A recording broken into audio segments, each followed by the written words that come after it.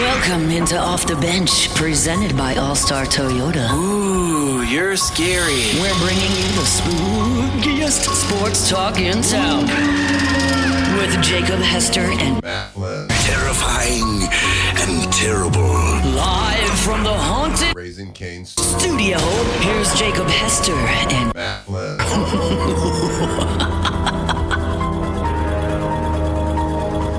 Yo, and welcome in to OTB here live from Rouse's on Burbank and Lee. Jake and Flynn here with you on a football Friday. Alondra Tate back in studio. Another great Friday here at Rouse's. What's up, Matthew? How What's we doing? happening? I'm doing great. Super excited. Can't wait to get on campus tomorrow to the stadium. So we have Cheer my tail off. we have a plan. We got a plan. Not a big deal. That is a big deal. It's like 24 hours sooner than you normally have a plan for game day. I'm proud of you. Yeah, actually this Park and weekend. pass came through. Yeah, this week was a little out of character for me. I actually started getting these tickets months ago because we got a couple family members coming in. Yeah. Had a little pressure on you. Had a little pressure on me, but we got them. We're ready to roll, and I got a parking pass. It's not the best, but, you know, it's the best that Drool could do. Old Drool. Old Drool Hurley. So we are ready to roll. We are locked. We are stocked. I mean, We're ready to rock. I can't think of the last time that you went to a game in person that LSU lost. That's a really fair point. I don't know if No, I have. I would love a Bama game a while ago. A while ago. While ago. Yeah. Is that an Australian animal? Yeah. But that usually pretty good. You when know the what Flynn, those happen, you know? When the Flynn fam comes in, it's usually pretty good luck. That's what I'm saying. I don't remember you going to too many games where LSU wasn't victorious. So maybe, just maybe, you know what? That's what the Tigers need. I'm excited. So, you know, at the beginning of this week, a lot of negativity around town, around the program, because you come off a loss. That's what happens. Yeah. That's the beauty of college sports. That's the beauty of college football. That's the beauty about having a passionate fan base is you get upset when you lose. That's okay. It's okay to get upset.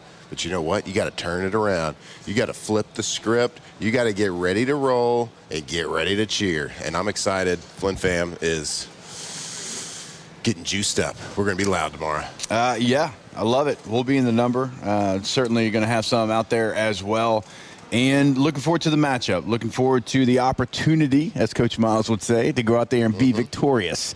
So we'll break down the game, continue talking about it. Obviously, Saints and Bucks as well. But it is a big moment. It is going to be a lot of fun. So we'll certainly get to the breakdown of the game. Outside of that, don't know if you watched Thursday Night Football last night. Oh, yeah. Don't know if you did.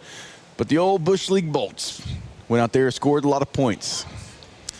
They did. They look good. Okay. You know what? I think Justin Herbert might have a little chip on his shoulder because of my quarterback rankings. Let me tell you in the something, NFL. bud. Let me tell you something.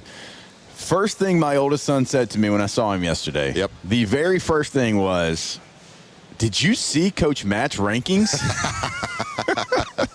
I was like, "Yeah, bud." He goes, "Herbert at 10? Are you kidding me? He was like, "He was 3 last week." And so you got one fan that's actually following along your power rankings there. But as you know, it's the quarterback Bible for sure. I know. My power rankings. I know. And you know what? If you lay a stinker in a gross looking uniform, you slide down the rankings.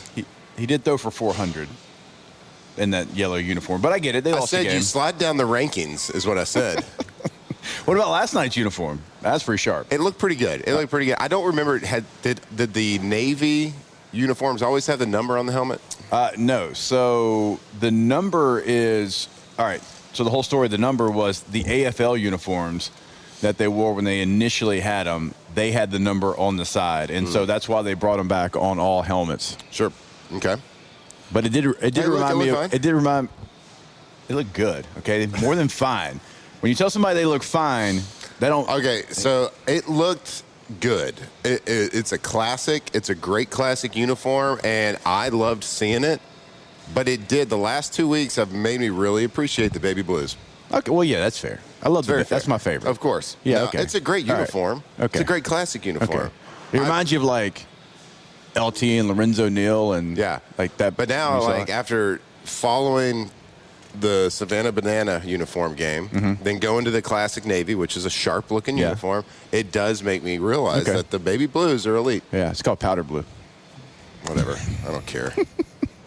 But good. Congratulations on beating Carson Wentz. He was Dyson. Yeah, top 5 pick, Super Bowl champ, some are saying. I don't know how you knock him off top of a mountain like that. Barely. They did. Barely. You got Joe Alt back. That helped. Oh, God. Thank God.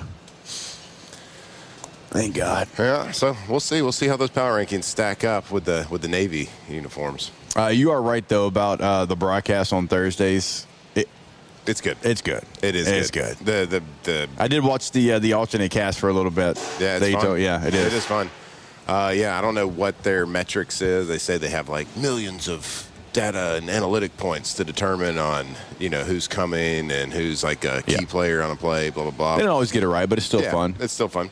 But yeah, like everything, the build up to it, the Amazon's done a really top drawer job. Anyway, Carson Wentz didn't. He got beat up. He got beat up real bad. Yeah, he did. Ooh, I kind of felt bad for the guy. What was the deal, though? So, J.J. McCarthy, first-round pick last year, has extraordinary amount of pressure on him because they had a really good team last year. Yeah, with the Sam Darnold. Were they 14-2? I believe they were 14-2. They were pretty good. 14-3. Yeah, they were good. I don't know if that's a record or not, but they were good. Let's see. You keep talking. But they choose not to re-sign Sam Darnold. They could have franchise tagged him if they wanted to for very, expensive, obviously. They could have franchised him. They could have signed him back. They said, no, we're not going to. Yeah. And there's also rumors about that was where Aaron Rodgers wanted to go. Yeah. And they said, no, we're good. So you talk about some pressure on a kid and some belief in a former first-round pick or like a But Matt, they had to see what they had in JJ. Oh, they had to see what they had. That's right. That's a good one.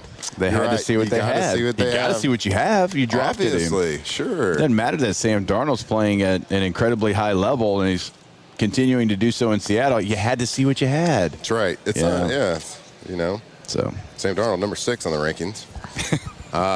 So they do that, and then he comes out and he gets hurt. But we have an ankle injury, and he's missed 6 games already. And he's on the sideline yesterday in a strange situation, dressed out. Emergency quarterback. Yeah. So if he can be the emergency quarterback, can he play? I don't know. It seems like they were trying to protect him. Yeah. Shelter him away from the big, bad Chargers. They did hop. He got out of the way. I don't know. Well, I don't know what's going on with that whole situation, but you're right. Like, you do have this, just huge pressure because of where you were last year. You were 14-3. They draft you in the first round. When they drafted you, people were like, "Oh, really? Okay, all right." And then he doesn't play last year off a meniscus tear, which typically keeps you out. If it's a full tear, weeks for sure. But I had meniscus surgery and played in a Sugar Bowl. Sure. 9 days later, I think. Huh. Now I wasn't playing quarterback. I don't know if that matters. I was playing running back, but it is a weird deal. Last year it seems like some injuries that are taking a little too long to get back on the field. He plays for like part of the 2024 Saints team or something. I guess so. I don't know. So it's a weird deal there in Minnesota. But look, I'm not mad that they started Carson Wentz last night. Best player on the Chargers team. I can tell you that. So anyway, it was good. It was a good little kickoff, good little send off into this football Friday and this football weekend. Fired up. We're looking for 2 underdog wins this weekend here in Louisiana. LSU, A&M, Saints, Bucks, both at home, both home dogs. Yes. Let's go. Yes. Let's make it a good Monday morning. We'll find a way. All right. We will find a way to get you to a victory for both. What they have to do. We? Oh, yeah. Me and you? Yes. We're going to do it? Yes. All right. And when we say it, we just hope somebody bottles it up and then shares it with both teams. Yeah, okay. Absolutely. Let's do it. You did call Spencer Rattler Spence, so feels like you are pretty close. To his face. First question out the gate. Hey, Spence. Spence, what's up, Yo, dude? Spence. So, do you think people call him that? Yeah, I think so. I think it probably feels. Yeah, it probably feels like you would. Yeah. He doesn't seem like a Spence. That's true. It seems kind of cooler than a Spence, but Yeah, for sure. either way, you caught him Spence. That's Maybe on you me. can get that. Maybe you can get inside the locker room. I feel like you could maybe.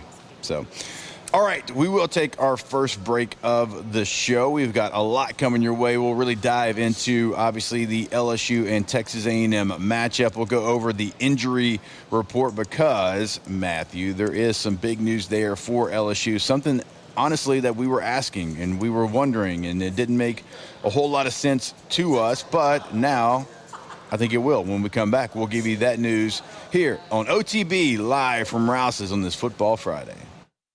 Off the bench. All right, go to SupremeRice.com. You see it right here in front of me on the desk. You know you can come here and you can get it at Rouse's, all your local AG food stores. And, of course, you can get it online at SupremeRice.com. So go to the website, see what they have because, well, look, you got a favorite rice. And it can be medium grain, it can be long grain, it can be jasmine, so many different ones to choose from. And you know they are right here in Southwest Louisiana. They've been doing it here since 1936, and you can't go to Crowley, Louisiana without thinking about Supreme Rice. Man, they mean so much to that city, so much to that area, so much to that community. Go to the website today, SupremeRice.com. What kind of rice we got over there on the table? That'd be the jasmine, That'd be sir. the jasmine rice. Look, we had a little rice last night, a little Supreme rice. My wife, it doesn't have to be like the traditional Louisiana dishes. The gumbo, the etouffee. Well, she made a little curry last night with a little Supreme rice. And let me tell you, it kicked it up a notch, light and fluffy, delicious, made right here in Louisiana. Every bite that you take supports Louisiana agriculture. So get you some Supreme rice today, right here at Rouse's.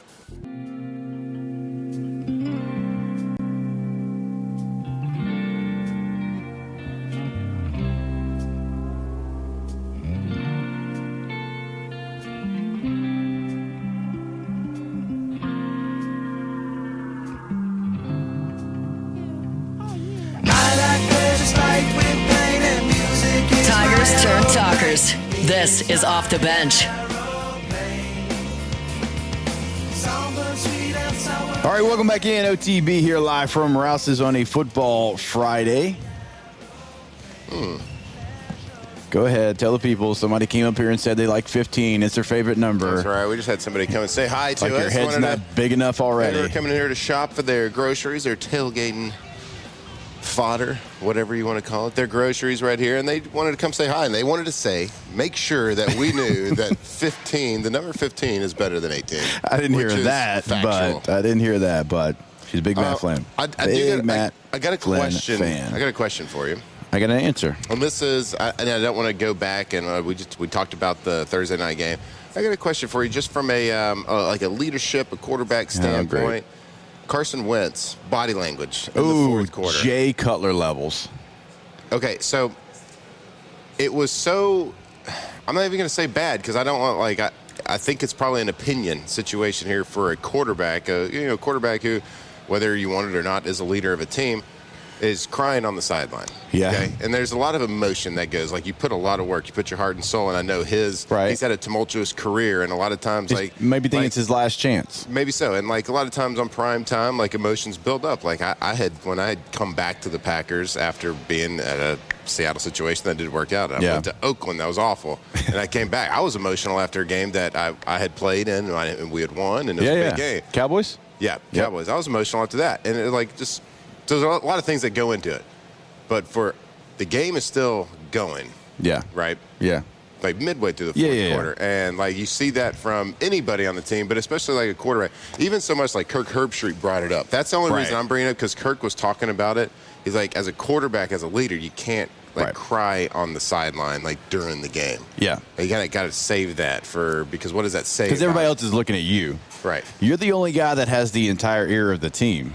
Yeah. Nobody else does. It can be the most badass defensive player out there, and it doesn't matter. He's got a lot of it, but he doesn't have all of it. Right. So, the quarterback's truly the only guy. Any team I've ever been a part of, if anybody got in front of the entire team and not just their unit, it was a quarterback. So, to your point, when you see the quarterback and you're like, oh man, he's really crying. It looked any emotion, or he's slamming his helmet, or he's doing whatever. It's but we need you to reel it in. Like, we're kind of following you right now. Yeah, exactly. And it doesn't look like you're ready for us to follow, and you're not ready to lead. Right. Like, quarterback slams his helmet, then you might see about 7, 8 other guys start slamming their helmets because they're like, oh, it's all right. But, I just found it interesting, like the psychology behind it, behind the player, behind a quarterback who's a backup being thrust in there. A second-year guy who's injured has the C on his chest. The backup who's experienced, who has been in MVP talks, has had this career of, albeit not great in the last handful of years, he's the one that's in the backup. But you're looked at as the leader because you're starting, and you've started for multiple games now.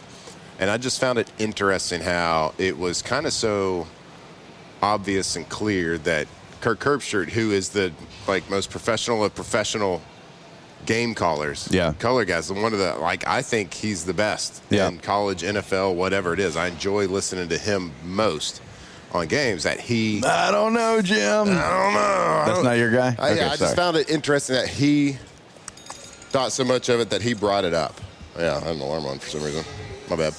Anyway, what do you think saw about that? Showing as a football player, showing emotions on the sideline while the game's still going. Yeah. Of course, after the game is one thing. Yeah, right, for sure. So it's a little unfair to y'all as a quarterback, but also y'all are the franchise players. Y'all do make the most amount of money. Like Carson Wentz, even though he's a backup's probably making more than 85% of the starters per year salary.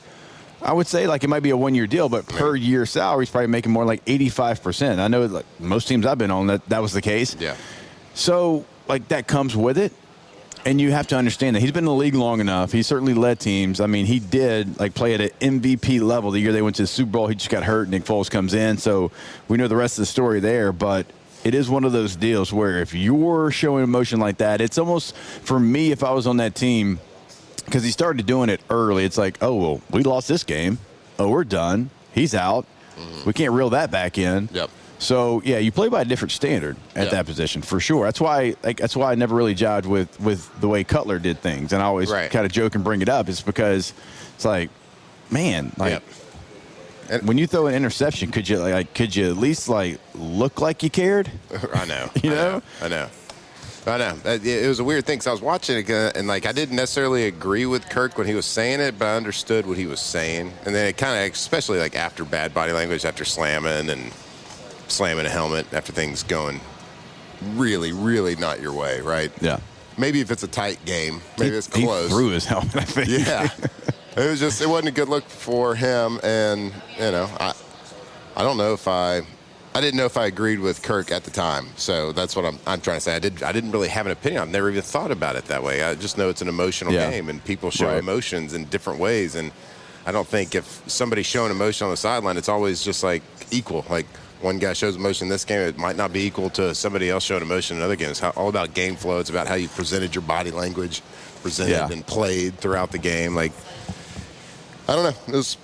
I just wanted to get some feedback there. It was an interesting thought from Kirk Herbstreit, I thought. And I'm not saying don't have him. I want emotion. I want you to be, but it's, use that emotion towards your teammates to galvanize your teammates to get them fired up. You could be fired, and you can call me out too if you're the quarterback.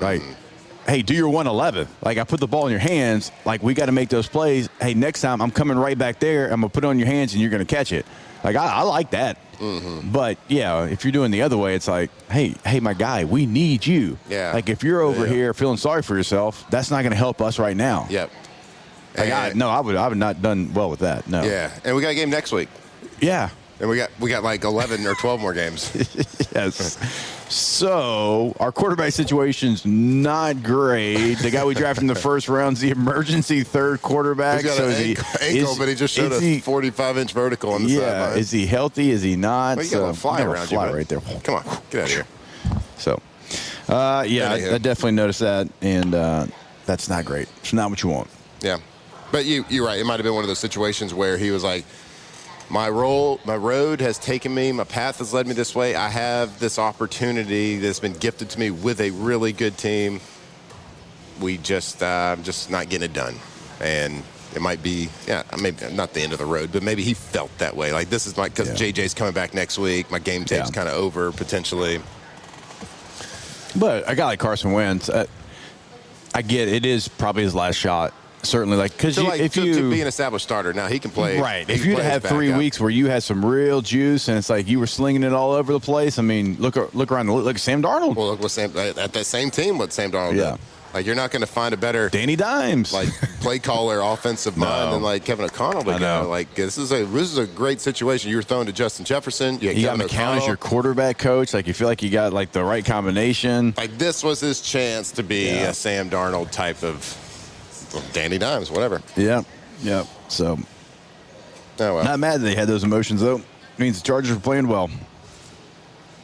Anywho's, when it comes to industrial construction across Louisiana and the Gulf South, nobody does it better than Pala. For over 50 years, Pala has been the trusted team for fabrication, maintenance, and major construction projects. They are built on safety, precision, and doing the job the right way every single time. From energy to manufacturing, Pala keeps Louisiana running strong. Visit palagroup.com to learn more. That's palagroup.com. Building Louisiana's future one project at a time. Herbert moving up to the top 5. We're going to see how everybody else plays this week. If the 9 people in front of him play well, then he's going to stay right there. Even as the leading passer in the NFL? To take everything into account, buddy. Okay. All right. Fair enough. A lot of metrics. One guy I probably should have put up there, at least on the bubble, my bubble list. I probably should have put Jordan Love on the bubble.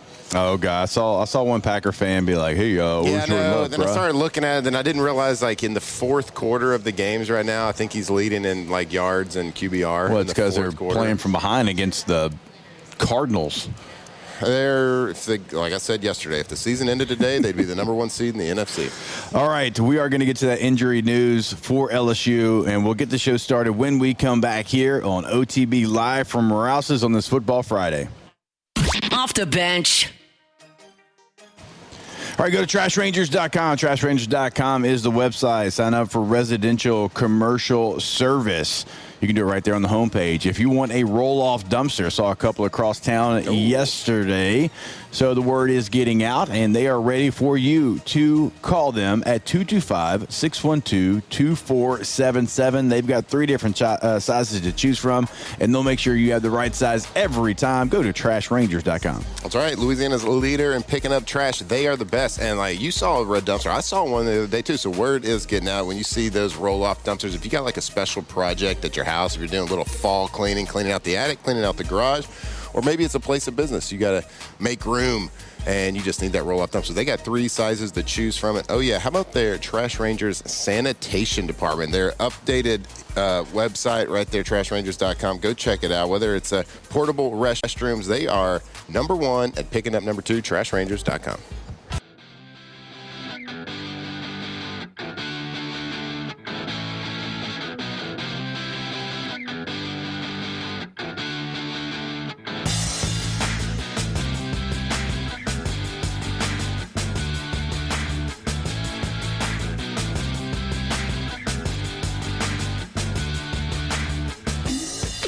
Wish that I could fly into the sky so very high, just like a dragonfly.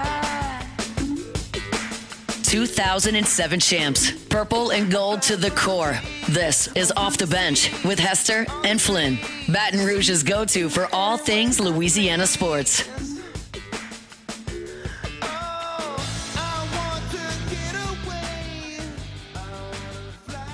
Man, every time, like the hook's about to drop, goes silent in our ears. It's all right, though. It's all right. Great song. Great choice. For you?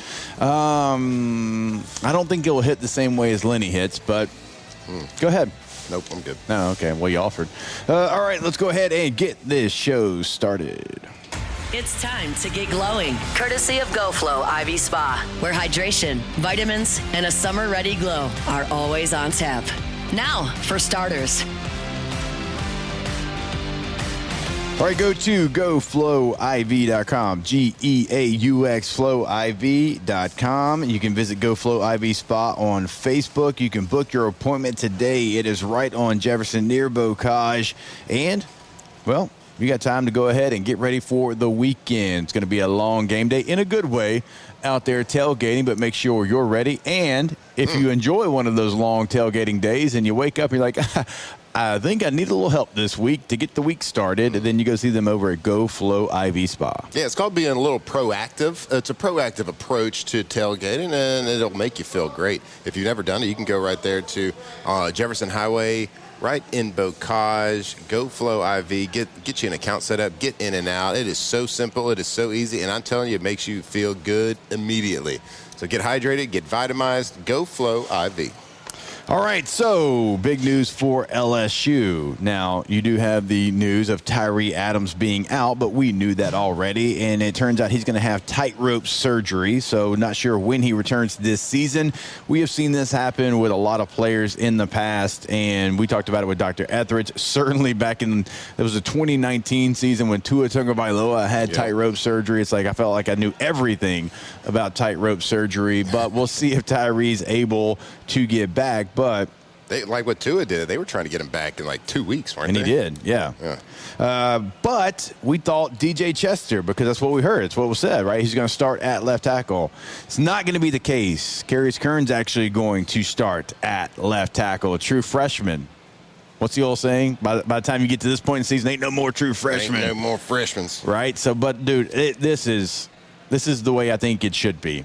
This is a true tackle. This is somebody that was a 5-star recruit. This is somebody that, you recruited to play the position. And that's not disrespectful to DJ Chester. He is a center/guard. He started at center last year. Not oftentimes does your center, like Ethan Posick was like kind of the unicorn. Like he could truly play, but he had a different body type.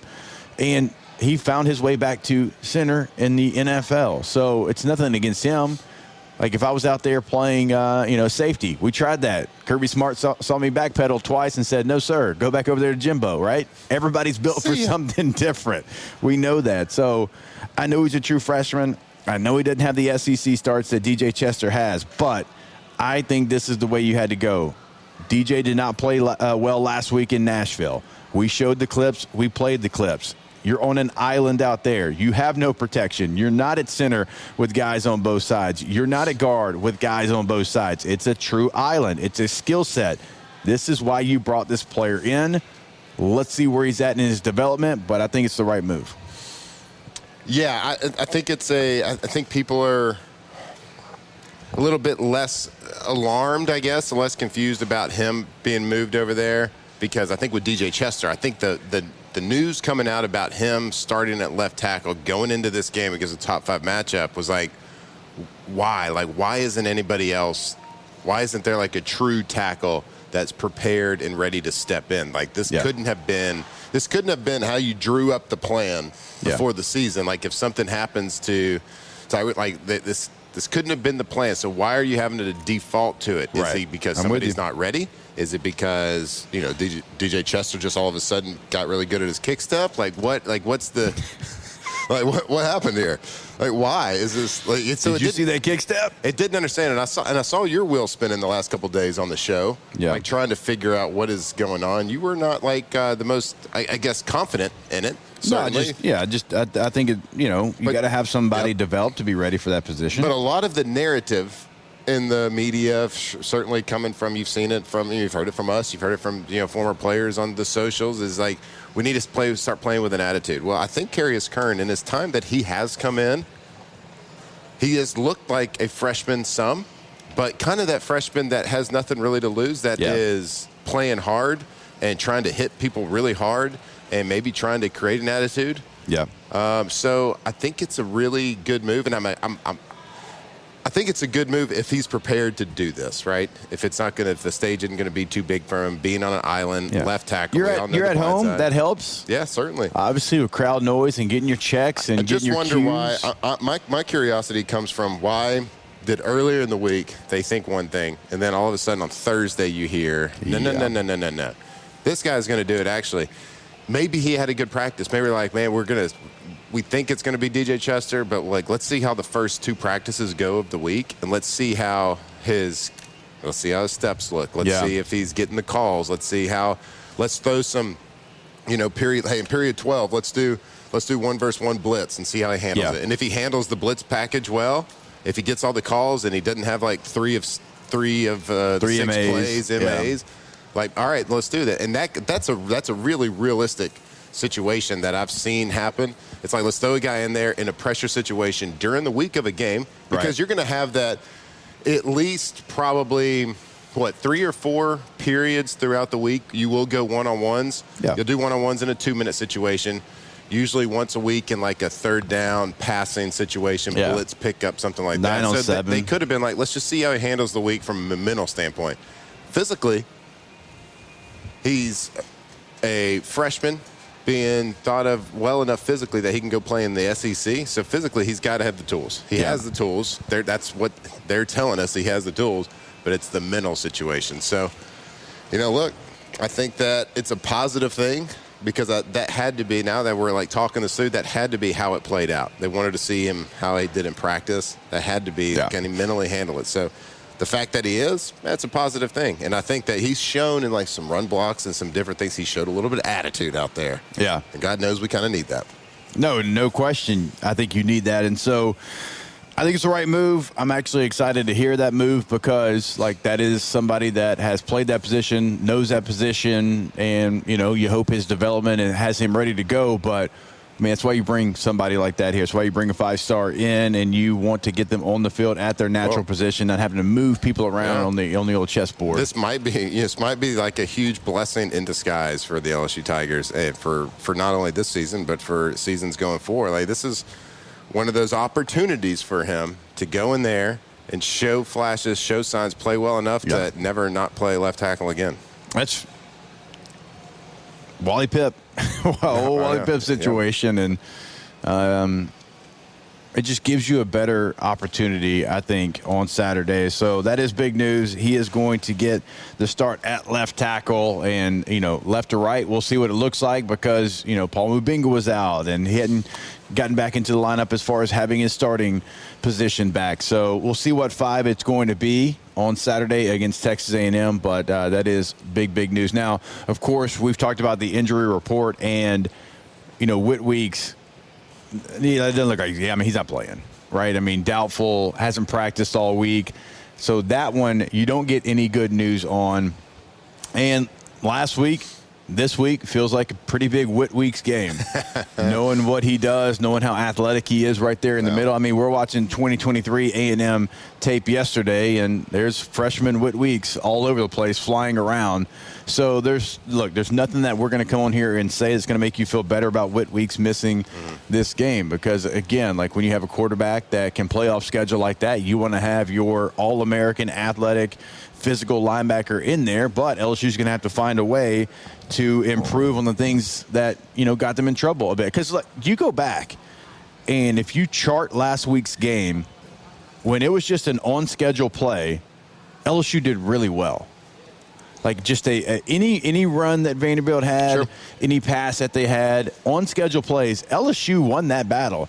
Vanderbilt won the battle when it was off schedule. Whenever Diego Pavia was creating in the backfield, whenever Diego Pavia would buy extra time and then get the ball to his backs, to his tight ends. Like, the receivers didn't do a whole lot, but that's what you got to worry about this week. That's what you want to clean up. Again, when you had your play called, and some of the blitzes that we talked about, right? If you just rush with outside leverage up the upfield shoulder, I'd like a little bit more discipline. I'd like to see what the results would have been.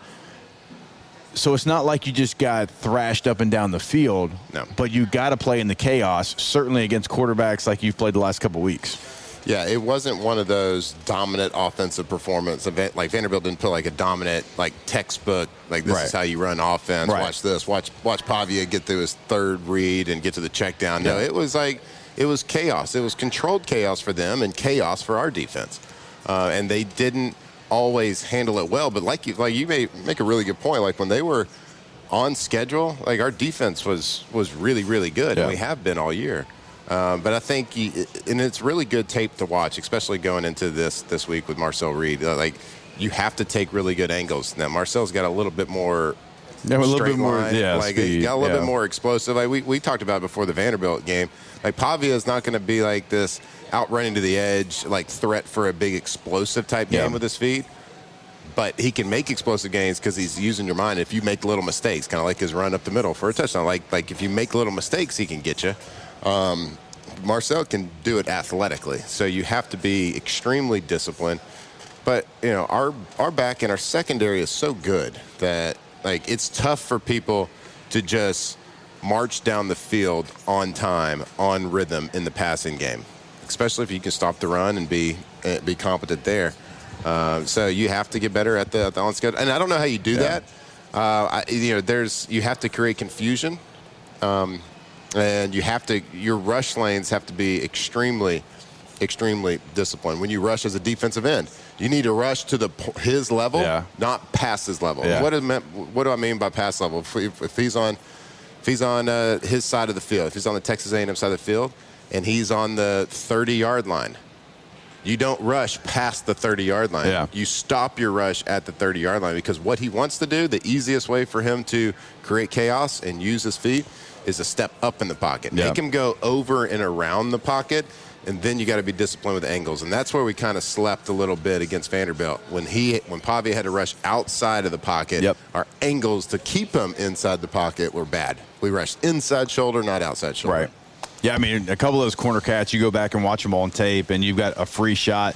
I know one time Pert came off the edge from his star position, and it went inside. And Diego Pavia is a veteran quarterback. I mean, all jokes aside, hell, he's 24 years old. He's seen a lot. He's played 6 years of college football. So he would wait, and he saw the inside, and then he would spin out, and he would go make the play. Those are the small little minor details that you got to make sure, in this week, in this quarterback, in this offense, that you get done. So plays are there. They're there to be made. We'll see if LSU they're going to make those plays this weekend. They're going to make Marcel Reed's life hell. They got revenge to give to him from last year, buddy. They do. Revenge game. They certainly do. They certainly do. All right, we will step away more live here from Rouse's OTB Football Friday. Stay locked in. We'll be back. Off the bench.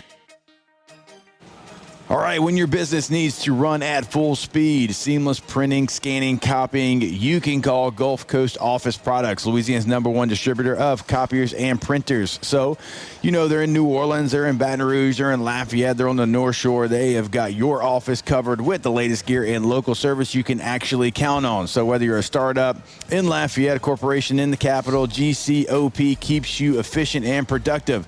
Visit GCOPnet.com. That is GCOPnet.com, and let Gulf Coast Office Products handle the documents so you can handle the game. That's right, Gulf Coast Office Products, Louisiana's leader in office technology. For over 40 years, Gulf Coast has kept businesses like yours running smoothly with printers, copiers, everything. Yeah, they ship stuff all over the country, but they are born and bred right here in Louisiana. It's the best customer service, a company that cares. If you have an office, if you need to keep it running smoothly, make sure you choose Gulf Coast Office Products, GCOPnet.com.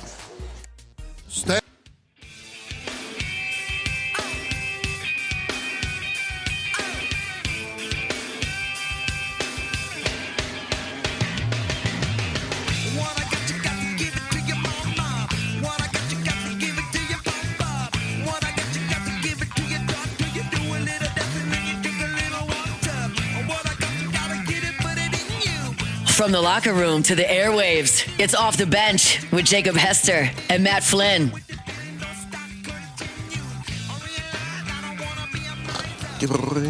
Oh, they sing it? Oh, okay.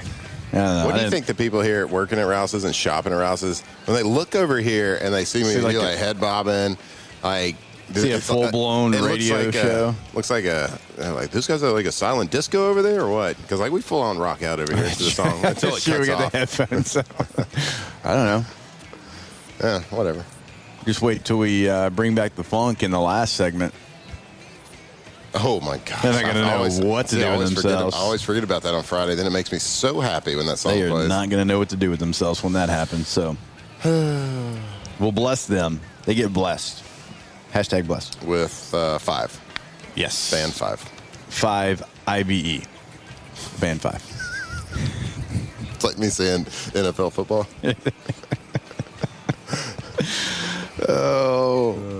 All right, let's look at a little bit of the slate coming up in college football this weekend. You got Ole Miss, Oklahoma. You got UCLA, Indiana, which I keep bringing up. I know every single day. I just think that's going to be highly intriguing. Alabama, South Carolina. South Carolina put up any fight at home? No. Alabama might win by 40. It's 11.5-point line. I'll take it.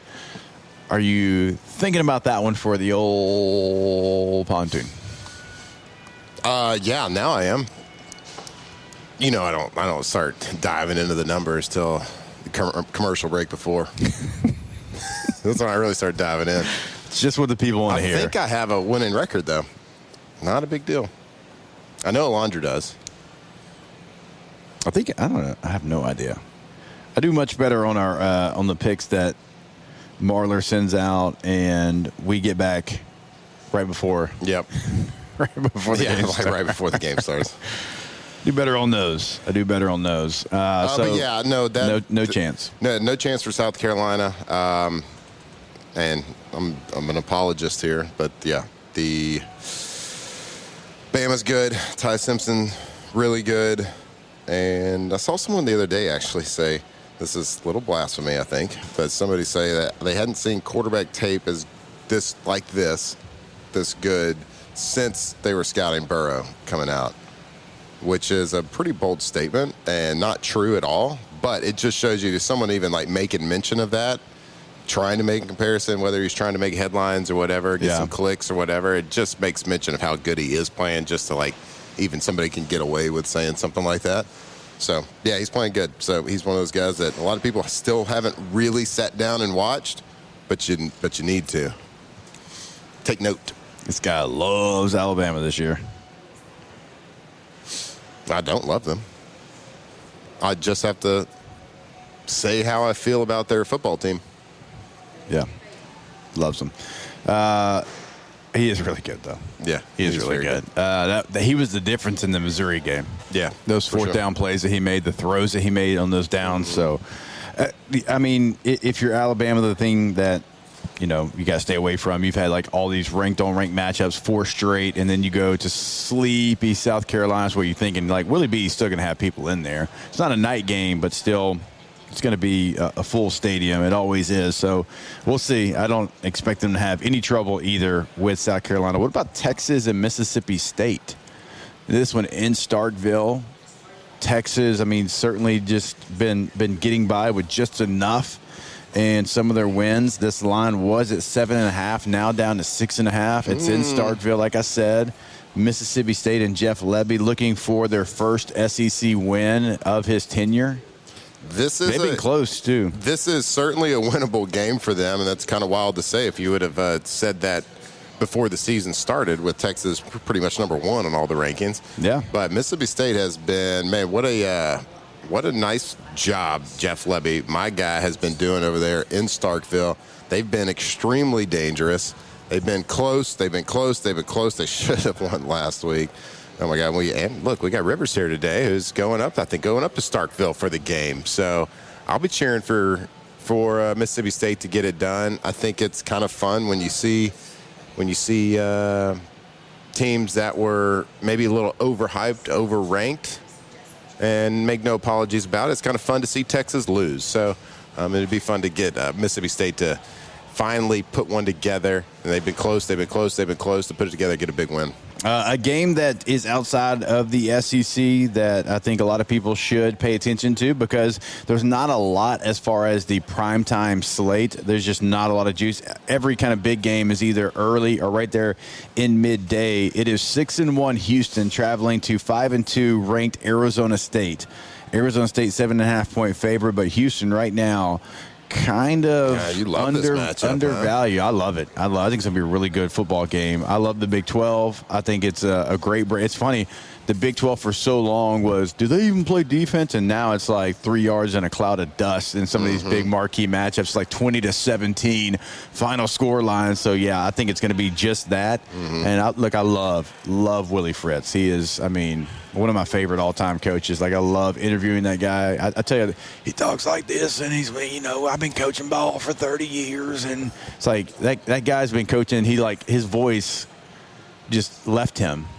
It just left him years ago, and he's never gotten it back. And that's one of my favorite guys. So, yeah, I think it's going to be a heck of a game. And, again, what are you going to watch? Tennessee at Kentucky? Yeah. Or Houston at Arizona State? And Houston, I think we all saw the special on Game Day a couple weeks ago about their strength coach, Kurt Hester, of course, in Louisiana. Ty, like, meant so much to that world, and the battle with cancer that he's been dealing with and kicking its butt. Yeah. And just great for him. It's a great story. That program is a great story. I hope they continue to go, and I hope they can pull one out because, like you said, the Big 12 is awesome. It's one of the games certainly to watch, I think, on the late night slate because there's just not a lot of games outside of that that are going to have a lot of momentum. So looking forward to that one. The other one in the Big 12 is BYU at Iowa State. Iowa State 2.5-point favorite. BYU probably loving the fact that they are underdogs yet again. Their coaching staff loves it. They can coach to it because they won the Holy War last week. And, hey, if you want to read your headlines, go ahead. They think so much of you that they put you as an underdog against a team that's not even in the top 25. Yeah, they're good. Yeah, coming off an emotional win like that, it's like this is the prime position for an emotional letdown, a little trap game. Coming out off the Holy War, big win, but a good way for a coach to easily motivate your team to say, hey, man, you're 11 in the country, but you're going on the road and you're an underdog. They have no respect for you. So that is motivation for every single person sitting in those seats. More OTB when we come back live from Rouse's. Off the bench.